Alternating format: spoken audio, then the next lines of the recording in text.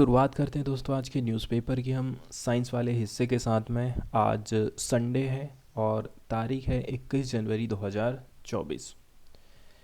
Sunday के दिन हमारा जो मेनली फोकस रहता है वो साइंस वाली न्यूज़ के ऊपर रहता है, इसलिए आज ज़्यादातर जो खबरें हम देखने वाले हैं वो साइंस से रिलेटेड ही रहने वाली हैं। और द हिंदू में जैसे कि आप सब लोग जानते हैं एडिटोरियल आज के दिन नहीं रहता है, तो द हिंदू भी छुट्टी मनाता है और आप लोगों के लिए भी थोड़ा सा रेस्ट हो जाता है। पहली खबर जो देखने वाले हैं हम यहाँ पर एक थेरापुटिक एंटीबॉडी की बात करी जाती है। ठीक है, हम एक ऐसे एंटीबॉडी की बात करेंगे जिसकी माध्यम से हम यदि कभी सांप काटता है, सांप का जो वेनम होता है उसकी जो टॉक्सिसिटी रहती है उसको हम कम कर सकें, ख़त्म कर सकें। हम एक थेरापुटिक एंटीबॉडी के बारे में जानकारी जुटाए हैं, उसके बारे में हमें पता चला है, रिसर्च हुई है जिसका इस्तेमाल किया जा सकता है ताकि हम न्यूट्रलाइज कर सकें स्नैक बाइट वेनम टॉक्सिन को। ठीक है, सांप जब काटता है तो जो जहर हमारी बॉडी में आता है तो वो जो टॉक्सिन है उसके असर को हम कम कर सकते हैं।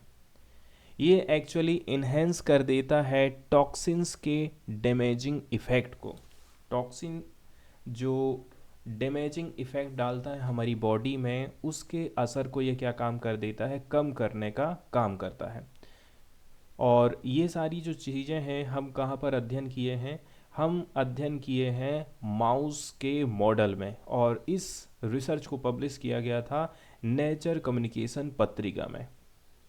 इसके अलावा बोला जा रहा है कि ये जो फाइंडिंग्स हैं, ये जो चीज़ें यहाँ पर निकल कर के सामने आ रही हैं, ये बहुत सारी चीज़ों से पर्दा हटा सकती हैं। A potential risk from an antibody which according to laboratory experiment could be used to neutralize a venom toxin from the pit viper Bothropus asper। तो बोला जा रहा है कि यदि ये चीज़ संभव हो पाती है, ठीक है, तो यदि हम पिट वाइपर का जो वेनम है, इसका जो जहर है,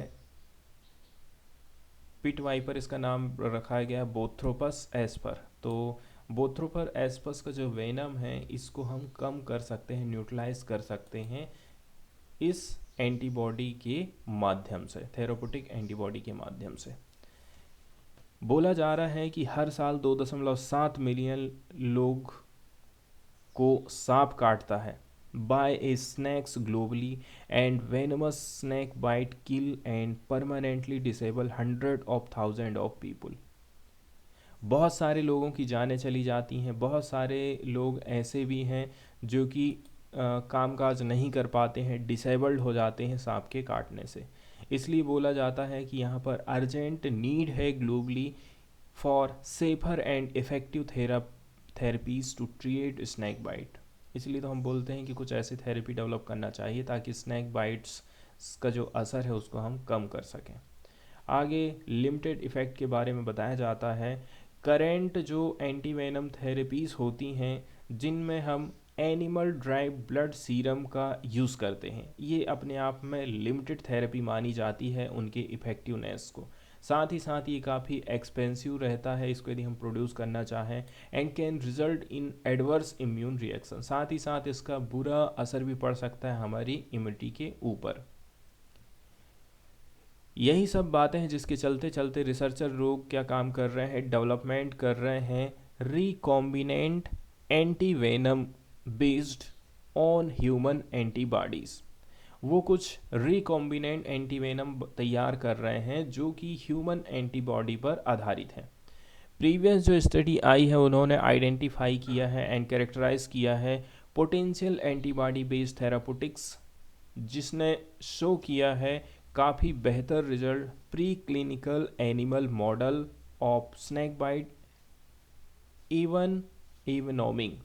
तो सबसे पहले जो है इसका प्रयोग किया गया है एनिमल मॉडल के ऊपर और काफ़ी बेहतर रिजल्ट आया है। बोला जा रहा है ये जो बोथ्रोपस एस्पर वाइपर वेनम होता है इसमें मायोटॉक्सिन सेकंड पाया जाता है। एक ऐसा सब्सटेंस है जिसके चलते चलते हमारे जो मसल टिश्यू हैं वो डिस्ट्रक्शन होना चालू कर देते हैं, एंड इसके चलते चलते लॉन्ग टर्म डिसेबिलिटी आ जाती है और यहाँ तक लोगों की डेथ भी हो जाती है।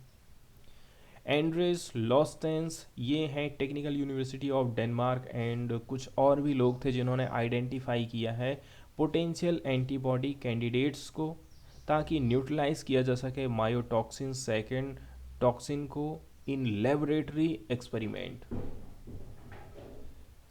हालांकि बोला जा रहा है जब इन्होंने इसका असेसमेंट किया, अनुमान लगाया ना कि इसकी एफिकेसी कितनी हो सकती है, एसेस करना मतलब होता है आकलन करना, और इसके लिए उन्होंने माउस मॉडल ऑफ स्नेक इविनोमिंग का इस्तेमाल किया था। ठीक है, इन्होंने किसका इस्तेमाल किया था?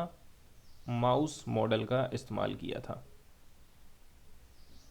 अब जब इन्होंने ये प्रयोग किया तो उन्होंने ये पाया कि ये जो YTE म्यूटेटेड IgG एंटीबॉडी है एक्चुअली इन्हेंस कर दी है टॉक्सिन के इफ़ेक्ट को रेदर देन न्यूट्रलाइजिंग इट। उसने क्या काम किया है? इसको न्यूट्रलाइज नहीं किया बल्कि इसको एक्चुअली में इन्हेंस कर दिया है। ये जो फाइंडिंग रही थी, पहली बार डिमॉन्स्ट्रेशन हुआ है किसका? Antibody enhance disease seen in this context and highlight the importance of through preclinical testing of antivenom candidate in more relevant context। इसके बाद वाली जो न्यूज़ डिस्कस करने वाले हैं साइंस की, ये पार्टिकुलरली अर्बनाइजेशन से रिलेटेड है। भुवनेश्वर में तेज़ी के साथ में शहरीकरण हो रहा है और इसका सीधा सीधा जो असर है ना विंटर के टेम्परेचर में पड़ा है, ऐसा रिसर्च में सामने पता चला है। यहाँ का भौगोलिक स्वरूप कैसा है, ठीक है, यहाँ का टेरेन कैसा है, साथ ही साथ में देखा जाए लोकल जो माइक्रो क्लाइमेट है यहाँ की, ये एक सिग्निफिकेंट रोल अदा कर रही है यहाँ की विंटर को शेप कर रही है कि यहाँ का तापमान कैसा रहेगा, ठंडी पड़ेगी कि नहीं पड़ेगी। तो जो अर्बन सरफेस टेम्परेचर है ना वो इससे प्रभावित हो रहा है। ये चीज़ हाईलाइट करती है complex interplay between urbanization and climate. तो यहाँ पर काफ़ी कुछ कॉम्प्लेक्स संबंध है अर्बनाइजेशन और क्लाइमेट चेंज के बीच में, इसके बारे में ये आर्टिकल छापा गया है। आगे देखा जाए तो शॉर्टकट में यहाँ पर बताया जाता है कि जो स्मॉलर सिटीज़ हैं, छोटे छोटे जो शहर हैं, ये काफ़ी वार्मिंग अप हो रहे हैं। इसका रीज़न है अर्बनाइजेशन का। अर्बनाइजेशन में जैसे कि आप नॉर्मली देखेंगे, शहर में आज के टाइम में ज़मीन खरीदना, वहाँ पर घर बनाना, आजकल हर कोई खेती बाड़ी छोड़ करके शहर की तरफ जा रहे हैं कि अच्छी नौकरी मिल सके, रोज़गार मिल सके। इसी के चलते चलते फिर शहर की हर चीज़ पर दबाव बढ़ना चालू हो गया है, चाहे वो भूमिगत जल हो, चाहे वो ज़मीन को लेकर के हो, चाहे वो रोज़गार को लेकर के हो, चाहे वो अन्य सुविधाओं को लेकर के हो, हर चीज़ पर दबाव बढ़ते जा रहा है। और ये सारी चीज़ें अर्बनाइजेशन के चलते चलते हो रही हैं। सबसे ज़्यादा प्रभावित हो रहे हैं छोटे मोटे शहर। COP28 की बात करें, एक the importance and rule of cities, शहरों की क्या भूमिका हो सकती है क्लाइमेट चेंज मिटिगेशन को अचीव करने के लिए, एडॉप्शन टारगेट को प्राप्त करने के लिए, यहाँ पर हाईलाइट किया गया था। भुवनेश्वर का जो बिल्टअप एरिया है तेज़ी के साथ में बढ़ते जा रहा है, 166% बढ़ गया है 2004 एंड 2015 के बीच में। यदि आप देखेंगे सैटेलाइट पर आधारित कुछ ऑब्जर्वेशन लिए गए हैं जिसमें बताया जाता है कि लगभग 1 डिग्री सेंटीग्रेड इंक्रीज हो गया है इन नाइट टाइम टेम्परेचर। दिन की तो बात ही हम छोड़ दें, यहाँ पर रात के टेम्परेचर की बात करी जाती है। साथ ही साथ बोला जा रहा है कि ये जो भुवनेश्वर है ये तेज़ी के साथ में गर्म होते जा रहा है फास्टर रेट में, लगभग 0.68 degree centigrade increase in temperature in the last 2 decade. पिछले 20 साल में यहाँ का जो तापमान है ना 0.68 डिग्री बढ़ गया है। आलमोस्ट देखा जाए 60% जो ओवरऑल वार्मिंग ऑब्जर्व किया गया है सिटी में ड्यू टू लोकल एक्टिविटी या फिर लोकल चैलेंजेस। कुछ और अतिरिक्त में यदि हम बात करें तो बोला जा रहा है क्लाइमेट चेंज के चलते चलते शहरों का तापमान बढ़ते जा रहा है, Heat trapped by the concrete and asphalt material has lead to increase in city temperature। एक प्रमुख जो रीज़न हो सकता है वो बताया जा रहा है कि कंक्रीट वाली सड़कें बनाई जा रही हैं, एसफाल्ट मटेरियल जो यहाँ पर मौजूद है उसके चलते चलते भी सिटी टेम्परेचर में इंक्रीज देखने को मिला है। साथ ही साथ में एवो ट्रांसपिरेशन में भी हमें डिक्रीज देखने को मिला है due to natural surface being replaced with artificial impervious surface also contribute to warming. साथ ही साथ क्या हो जा रहा है, जो नमी है ना वो बाहर ऊपर निकल नहीं पा रही है, साथ ही साथ में धरती पानी सोख नहीं पा रही है। ऐसे ऐसे एग्जाम्पल यहाँ पर हम देखने को मिल जा रहे हैं। Dispersion of heat from city is reduced in the eastern fringes due to drop in wind speed by about 0.2 metre पर सेकेंड। यहाँ पर हवाएं भी क्या है अब उतनी तेज़ी से नहीं चलती हैं। रीज़न ये है कि बिल्डिंगें हवा को रोक ले रही हैं। इसी के चलते चलते बोला जा रहा है हीट का जो डिस्पर्सन है ना वो भी कम हो गया है। पहले हीट क्या है पूरा बराबर फैल जाती थी तो टेम्परेचर उतना ज़्यादा नहीं बढ़ पाता था, लेकिन आज के समय में ऐसा नहीं हो पा रहा है। तो भुवनेश्वर में अर्बनाइजेशन का क्या असर पड़ रहा है इसके ऊपर ये आर्टिकल लिखा गया था।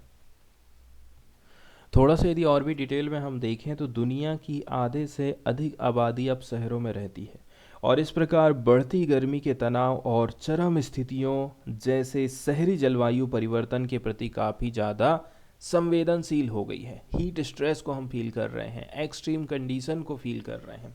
वैश्विक रूप से देखा जाए सिटी जो है कंट्रीब्यूट कर रही हैं more than 80% of global GDP. देश की जीडीपी यदि बढ़ रही है तो उसका मेन रीज़न है यहाँ के शहर ही जीडीपी को बढ़ाने का काम कर रहे हैं, अर्थव्यवस्था को चलाने का काम कर रहे हैं। एंड साथ ही साथ बोला जा रहा है 80% यदि ये योगदान दे रहे हैं जीडीपी में तो 75% योगदान दे रहे हैं ग्रीन हाउस गैस या फिर कार्बन इमिशन में। इस प्रकार से हम बोल सकते हैं कि ये दोनों चीज़ों को कंट्रीब्यूट कर रहे हैं, climate change and also potential agent for tackling it. साथ मतलब इसमें योगदान भी दे रहे हैं और इससे निपटने के लिए संभावित एजेंट के रूप में भी ये काम कर सकते हैं। हालांकि देखा जाए उनका जो रिप्रेजेंटेशन है नेशनली डिटरमाइंड कंट्रीब्यूशन में एंड नेशनल अडॉप्शन प्लान में वो उतना ज़्यादा पर्याप्त नहीं है। हालांकि राष्ट्रीय स्तर पर देखा जाए निर्धारित योगदान एनडीसी राष्ट्रीय अनुकूलन योजनाओं में उनका प्रतिनिधित्व उतना ज़्यादा नहीं है। फिर भी हाल के दिनों में 11वें नंबर की यदि हम सस्टेनेबल डेवलपमेंट गोल की बात करें जो कि एक्सक्लूसिवली फोकस कर रहा है कहाँ पर, एक्सक्लूसिवली ये जो फोकस किया जा रहा है वो सिटीज़ के ऊपर है। And the formation of groups like the U20 under the G20 umbrella have acknowledge the need of city level action plan. अब आज के समय में शहरों के ऊपर ज़्यादा फोकस किया जा रहा है कि कैसे करके हम शहरों को क्लाइमेट चेंज से बचा सकते हैं। मिनिस्ट्रियल लेवल की जो मीटिंग हुई थी अर्बनाइजेशन एंड क्लाइमेट चेंज को लेकर के COP28, इसने जोर दिया है कि इनका क्या इम्पोर्टेंस है, क्या रोल हो सकता है सिटी का यदि हम क्लाइमेट चेंज मिटिगेशन को प्राप्त करना चाहते हैं एंड अडेप्टेशन टारगेट प्राप्त करना चाहते हैं। हालांकि देखा जाए ना ये जो पहल है शहरों से जुड़े महत्व और जलवायु परिवर्तन को कम करना, साथ ही साथ में अनुकूलन climate change mitigation and adaptation में उनकी भूमिका को दर्शाते हैं। भुवनेश्वर की बात करें टायर 2 सिटी है ईस्टर्न स्टेट ऑफ ओडिशा की एंड रैपिडली यहाँ पर अर्बनाइजेशन हमको देखने को मिला है रिसेंटली टाइम में। फिर से बताया जाता है कि 166% इसका जो बिल्टअप एरिया है वो बढ़ गया है 2004 से लेकर के 2015 के बीच में। लोकल एक्टिविटीज़ की यदि हम बात करें तो IIT भुवनेश्वर में school of earth ocean and climate science में शहरों के डिजिटल ट्विन को लागू करने के लिए एक बड़े प्रयास के रूप में भुवनेश्वर शहरी विकास की नकल करने के लिए कंप्यूटर आधारित सिमुलेशन किए गए हैं। इसलिए सूक्ष्म जलवायु और उनके संबंध में बदलाव क्या आ रहा है इसके बारे में भी यहाँ पर अध्ययन किया जाता है। तो कुछ कुछ चीज़ें यहाँ पर निकल कर के आई हैं, जैसे कि सिटी एक्सपांसन, साथ ही साथ में चेंज इन वेजिटेशन कवर, और यहाँ के जो पेड़ पौधे हैं वो किस प्रकार से अब बदल रहे हैं। ये सारी चीज़ें यहाँ पर क्वांटिफाई करी गई हैं एंड बोला जा रहा है कि ऑलमोस्ट 60% जो ओवरऑल वार्मिंग है वो ऑब्जर्व किया जा रहा है सिटी में। इसका मेन रीज़न है लोकल एक्टिविटी या फिर लोकल जो चेंजेस आ रहे हैं वो है। और ये सारे जो अध्ययन है हाल ही में कंप्यूटेशनल अर्बन साइंस पत्रिका में प्रकाशित किए गए हैं। जलवायु परिवर्तन के कारण गर्मी बढ़ रही है। इसके अलावा शहर के निर्माण के लिए उपयोग की जाने वाली कंक्रीट और डामर सामग्री के द्वारा गर्मी क्या है रुक जाती है और फिर टेम्परेचर बढ़ने का काम चालू हो जाता है। अब पहले क्या है, मिट्टी रहती थी तो मिट्टी उतना ज़्यादा गर्मी को सोखती नहीं थी, ज़्यादा गर्म नहीं होती थी, खाली मिट्टी है, पेड़ पौधे हैं। तो अब यदि वहाँ कंक्रीट बना देंगे तो कंक्रीट सोखेगी, गर्म होएगी और फिर ये गर्मी को रिफ्लेक्ट किया जाता है। आगे बोला जा रहा है यहाँ पर कि यहाँ हमने जो है मिनिमलिस्टिक 3D स्ट्रक्चर का इंक्लूजन किया था सिटी में with in this simulation for winter time showed enhance warming almost 0.4 degree centigrade. कुछ 3D मॉडल का इस्तेमाल किया गया है अध्ययन के लिए, जिसमें पता चला है कि जो वार्मिंग है 0.4 डिग्री सेंटीग्रेड बढ़ गया है eastern lowland region of the city में। ठीक है, और यही जो एरिया है मोस्टली देखा जाए तो बुरे असर से प्रभावित हो सकता है ट्रोपोग्राफिकल एसिमेट्री के हिसाब से।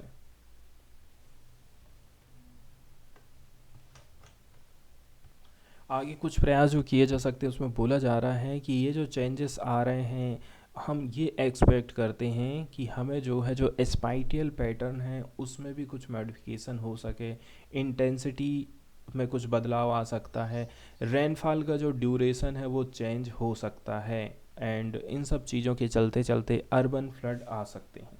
ठीक है, अब कुछ कुछ प्रयास किए जाते हैं।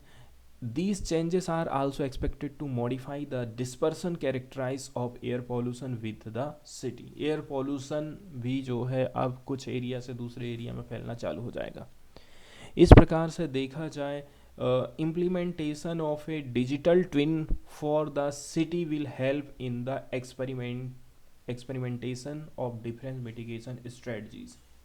हमें क्या क्या चीज़ का ध्यान रखना है, बाढ़ का भी ख्याल रखिए, टेम्परेचर का भी ख्याल रखिए, साथ ही साथ में आप ध्यान ये रखिए कि एयर पॉल्यूशन भी हो सकता है। इसके लिए हम क्या कर सकते हैं, जैसे कि हमारी जो रूफ हैं उनको कूल करने का काम कर सकते हैं, जैसे ऊपर छत में आप थोड़ा बहुत बागवानी कर सकते हैं।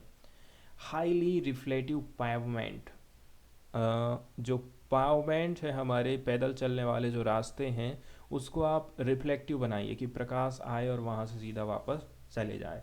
साथ ही साथ में ब्लू ग्रीन इंफ्रास्ट्रक्चर, मतलब water body and green space तैयार करने की ज़रूरत है। इसके बाद वाली जो न्यूज़ डिस्कस करने वाले हैं पार्टिकुलरली ये कोरोना से रिलेटेड जो रिसर्च हुआ है उसके बारे में है। सीरम प्रोटीन में जो चेंजेस आ रहे हैं, सीरम प्रोटीन में जो चेंजेस आ रहे हैं लंबे समय तक कोविड से रिलीफ दिला सकते हैं, लॉन्ग कोविड डायग्नोसिस हो सकता है इसके माध्यम से। तो देखा जाए हमें ये नहीं पता था कि किस कारण से कमज़ोर करने वाली स्थिति पैदा हुई है। Analysis of blood sample from patient, हमने पेशेंट के ब्लड सैंपल लिए उसका एनालिसिस करें जिसको लॉन्ग कोविड हुआ था। एक डेलिबेटिंग कंडीशन है, इसके अननोन कासेस हैं। इसने रिवील किया है serum protein changes as the likely culprit, और इसका रीजन को अब क्या पता जा रहा है, सीरम प्रोटीन चेंजेस। अभी इसके पहले भी हमने जो है लॉन्ग कोविड के बारे में अध्ययन किया था जिसके चलते चलते कमजोरी जैसी आ जाती है बॉडी में एकदम, मतलब हमारी जो बॉडी है वो एनर्जी बनाना कम कर देती है। ये जो फाइंडिंग आई हैं वो ये चीज़ हाईलाइट करती हैं जो बायोमार्कर्स हैं किसके लिए, लॉन्ग कोविड के लिए, लॉन्ग कोविड डायग्नोसिस के लिए, and could yield insight into treating the condition. और इस प्रकार की जो बायोमार्कर्स हैं इनकी सहायता से लॉन्ग कोविड का निदान किया जा सकता है। मतलब ट्रीटिंग कंडीशन का भी यहाँ पर थोड़ा सा इंसाइट हमको देखने को मिल जाता है कि क्या क्या और संभावना हो सकती है। आगे बोला जा रहा है कि देखिए जो चेंजेस आ रहे हैं ब्लड सीरम प्रोटीन में वो इंडिकेशन है dysregulated activation of the complement system का। ये बता रहा है कि जो डिसरेगुलेटेड सिस्टम है वो एक्टिव हो गया है, कॉम्प्लीमेंट सिस्टम में एक्टिवेशन हो गया है डिसरेगुलेटेड का। Altered coagulation and tissue injury suggesting ongoing thromboinflammatory responses. क्या क्या लक्षण हो सकते हैं इसके बारे में बताया जाता है। ये देखिए ऊतक हमारा जो है प्रभावित हो सकता है, इससे हमारे जो टिश्यू है ना वो प्रभावित हो सकते हैं, साथ ही साथ में टिश्यू इंजरी है, ठीक है, इस प्रकार के लक्षण हो सकते हैं। थर्मो बायो इन्फ्लेमेटरी रिस्पॉन्सेस भी आ सकते हैं। इसके बाद वाली जो साइंस की न्यूज़ हम देखने वाले हैं ये दो चीज़ों को बताती है। बोला जा रहा है कि हमें कुछ जो चीज़ दिखाई दी है या तो वो मैसिव न्यूट्रॉन स्टार हो सकता है या फिर लो मास ब्लैक होल हो सकता है, इसके बारे में बताया जाता है।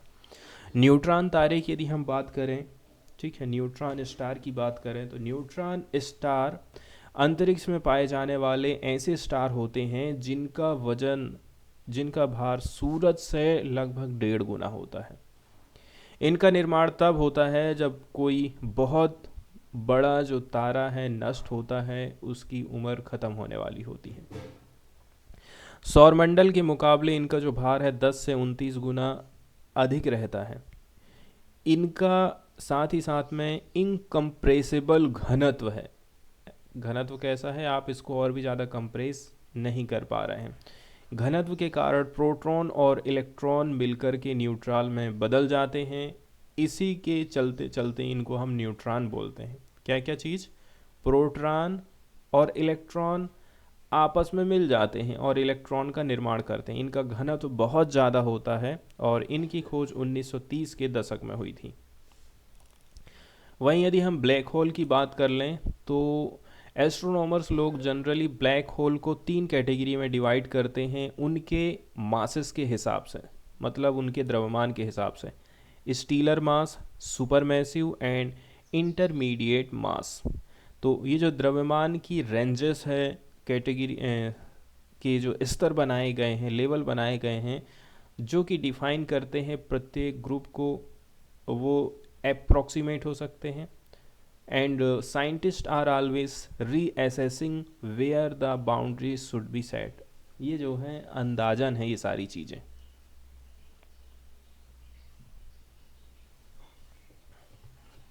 वहीं यदि हम लो मास ब्लैक होल की बात करें तो यहाँ पर उतना ज़्यादा क्लियर नहीं हुआ है, लेकिन यहाँ पर हम देख सकते हैं। तो यहाँ पर बताया गया है थियोरेटिकली प्रिडिक्शन के हिसाब से बात करें तो जो लोअर मास ब्लैक होल होते हैं those with less mass than mountain, बोला जा रहा है कि किसी माउंटेन से भी कम इनका द्रव्यमान हो सकता है और ये जो है किसी बड़े तारे की अपेक्षा ज़्यादा क्विकली एवोरेपेट हो सकते हैं, ऐसा यहाँ पर बताया जाता है। तो देखा जाए तो लो मास ब्लैक होल के बारे में उतनी ज़्यादा तो जानकारी यहाँ पर नहीं दी गई है।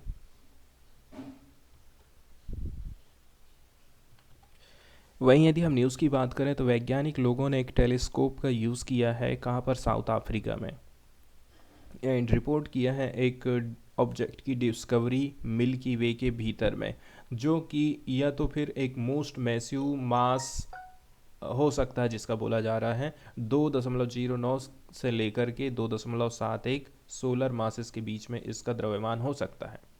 और ये है न्यूट्रॉन स्टार जो कि अभी तक देखा गया। या फिर लीस्ट मैसिव ब्लैक होल भी ये हो सकता है क्योंकि इसका द्रव्यमान बोला जा रहा है कि कब है।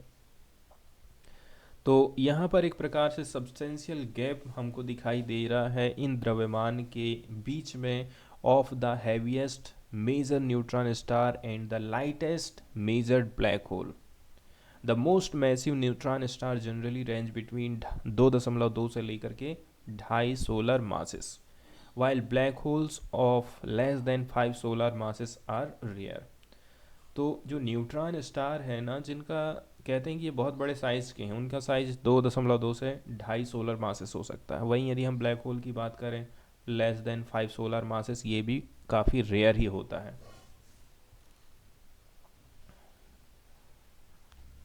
इसके बाद वाली जो नेक्स्ट न्यूज़ हम यहाँ पर डिस्कशन करने वाले हैं वो रामसर साइट्स से रिलेटेड है। तो रामसर साइट्स के बारे में कुछ बेसिक जानकारी हम यहाँ पर देखने वाले हैं। रामसर साइट्स रामसर साइट्स हम किनको बोलते हैं? ऐसे वेटलैंड जो कि इंटरनेशनल इम्पोर्टेंस के हैं, इनको हम क्या बोलते हैं? रामसर साइट्स की कैटेगरी में रखते हैं।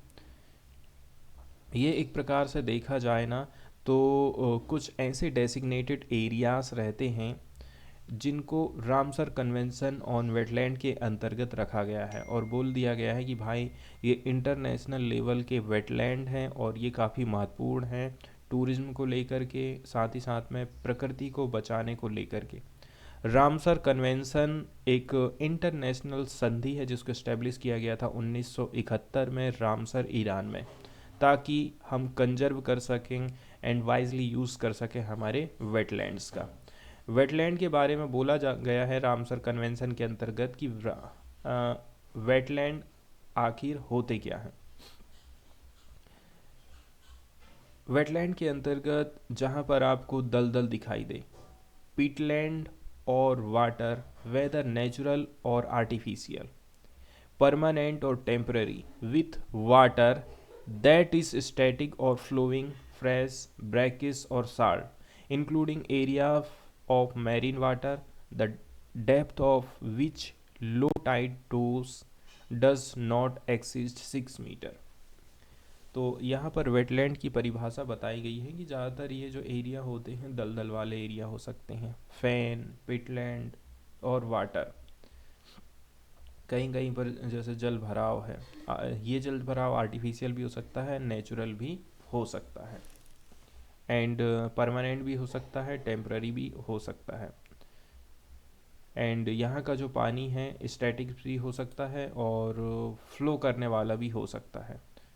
इस प्रकार से इसकी कुछ परिभाषाएं दी गई हैं। पानी जो है ब्रैकिश भी हो सकता है, ठीक है, फ्रेश भी हो सकता है, मीठा भी हो सकता है, मतलब नमकीन पानी भी हो सकता है। इसमें मैरीन वाटर को भी इंक्लूड किया गया है। एंड बोला जा रहा है यहाँ पर जो लो टाइड है ना वो 6 मीटर को एक्सीड नहीं करती हैं। लो टाइड जो निम्न ज्वार भाटा वाली कंडीशन है वो 6 मीटर से अधिक नहीं होना चाहिए। नॉर्मली जो हम रामसर साइट को डेसिग्नेट कर रहे हैं, इसका उद्देश्य है कि हम प्रोमोट करें कंजर्वेशन को and sustainable use of wetland. साथ ही साथ में उनको रिकॉग्नाइज किया जाता है उनकी इकोलॉजिकल इम्पोर्टेंस को।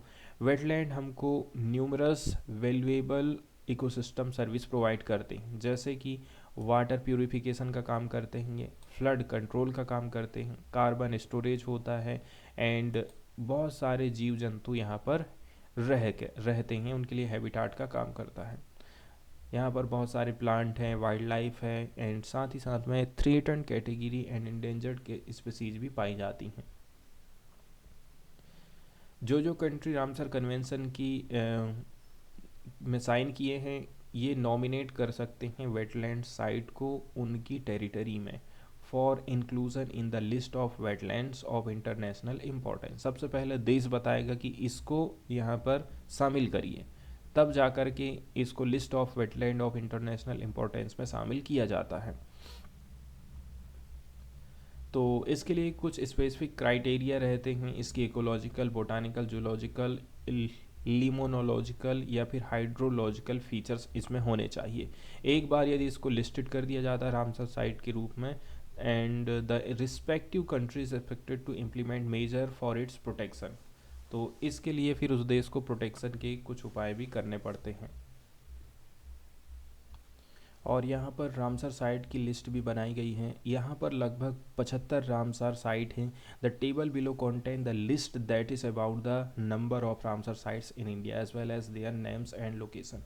यहाँ पर उनके नाम आप देख सकते हैं, जैसे कि चिल्का लेक को रामसर साइट के तौर पर घोषित किया गया है, ये उड़ीसा में लोकेटेड है। और यहाँ पर देखा जाए ना, ज़्यादातर राज्यों में तो रामसर साइट हमको देखने को मिल जाती हैं, लेकिन छत्तीसगढ़ का नाम यहाँ पर नहीं है। छत्तीसगढ़ का यदि नाम रहता तो घूमने के लिए हम लोग जाते। तमिलनाडु में भी काफ़ी सारी रामसर साइट हैं, यहाँ पर आप देख सकते हैं। कुनातकुलम बर्ड सेंचुरी, उदमंगलम, और ये क्या क्या नाम है यहाँ पर। तमिलनाडु में वेल्लोर बर्ड सेंचुरी है, वेम्बुनार वेटलैंड कॉम्प्लेक्स है, मध्य प्रदेश में सिरपुर वेटलैंड है, और मध्य प्रदेश में भी और भी सारे वेटलैंड आपको देखने को मिल जाएंगे।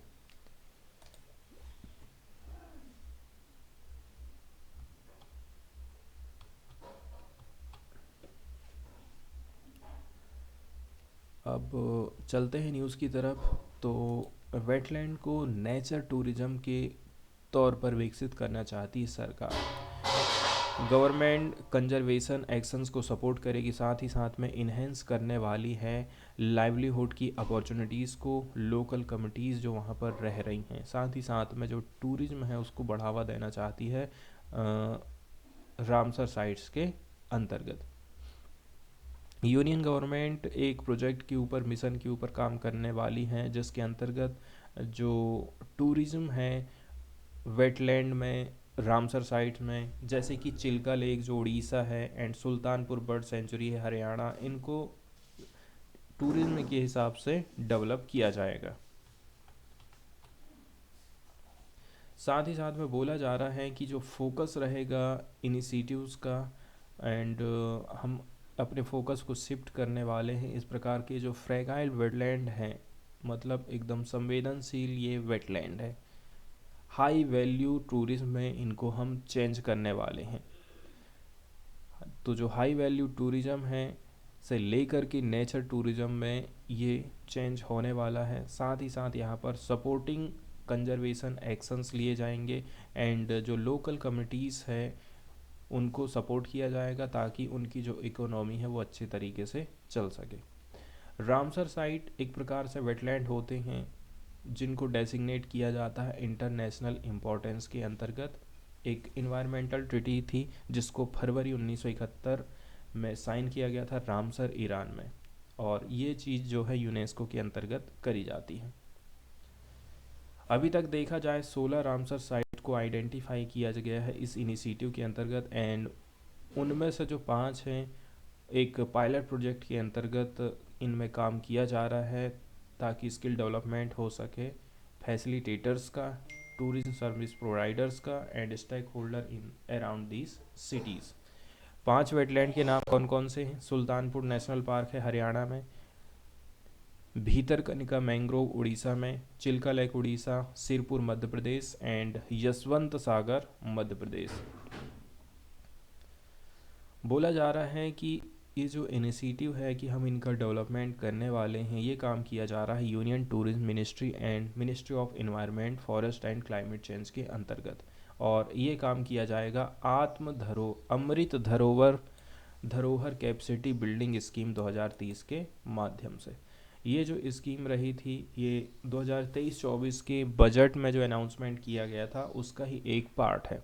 इसको जून 2023 में लॉन्च किया गया था ताकि प्रमोट किया जा सके unique conservation values of Ramsar sites को हमारे देश में, एंड इसके माध्यम से लोगों को रोज़गार दिया जाएगा एंड लोकल जो रोजी रोटी है उसको सपोर्ट किया जाएगा।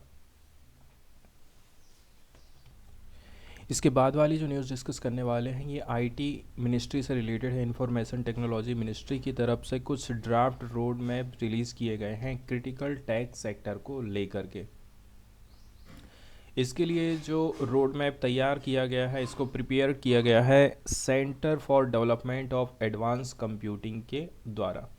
Ministry of electronic and information technology ने एक ड्राफ्ट तैयार किया है ताकि कंडक्ट किया जा सके indigenous research and development cyber forensic, quantum computing technology, mobile security, cryptography and internet of security, इनके ऊपर अब कुछ नए नियम कानून आने वाले हैं। इसको तैयार किया गया है सीडेक के द्वारा, centre for development of advance computing, ताकि जो बहुत सारे सीरीज ऑफ इश्यूज है different time span between now and 2047, the sanitary of Indian independence. कुल मिलाकर के आज से लेकर के आने वाले समय 2047 तक क्या क्या समस्याएं आ सकती हैं, उनके ऊपर काम किया जाना है। तो जो साइबर सिक्योरिटी रोड मैप है एग्जाम्पल के तौर पर, इसके अंतर्गत सोशल मीडिया एनालिटिक्स बाय 2026, यहाँ पर डेवलपमेंट का काम किया जाएगा 2026 तक, जबकि dark web forensic has until 2030 for completion. और डार्क वेब फॉरेंसिक कब तक कंप्लीट हो जाएगा? 2030 तक। साथ ही साथ में detection of child exploitation and human trafficking is marked as ongoing effort that will start in 2027। ये कब से चालू हो जाएगा? ये चालू हो जाएगा 2027 से एंड कंटिन्यू रहेगा 2047 तक। जीपीएस एंड व्हीकल फॉरेंसिक ये कंप्लीट हो जाएगा 2047 एंड 2029, तो 2029 respectively. While banking fraud and UPI payment forensic solution ये आने वाला है 2029 तक एंड 2030 तक। वहीं क्वांटम कंप्यूटिंग साइड की बात करें तो ये जो रोड मैप कहता है कि रिसर्च एंड डेवलपमेंट इफोर्ट्स हम कुछ लगाएंगे ताकि डेवलप कर सकें क्वांटम कंप्यूटर्स।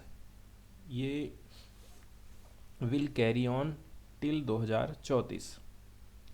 वहीं mobile security road map M के अंतर्गत अदर हैंड बोला जा रहा है कि हम एंगेज करेंगे ताकि हम बढ़ावा दे सकें इंटरप्राइज ग्रेड सिक्योरिटी सिस्टम, ताकि एक इंडिजीनियस सिस्टम तैयार किया जा सके secure and mobile device hardware में, मतलब ऑपरेटिंग सिस्टम हमारा सिक्योर होना चाहिए।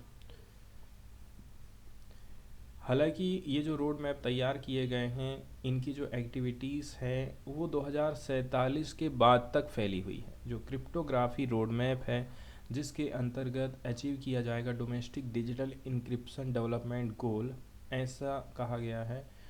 असिमेट्री क्रिप्टोग्राफी, तो जो गोल रखे गए हैं उनको क्या बोला जा रहा है? Asymmetric cryptography and IoT devices should be done by 2028 से लेकर के 2033। इसमें इंक्लूडिंग किया गया है क्वांटम रेजिस्टेंस क्रिप्टोग्राफी को भी।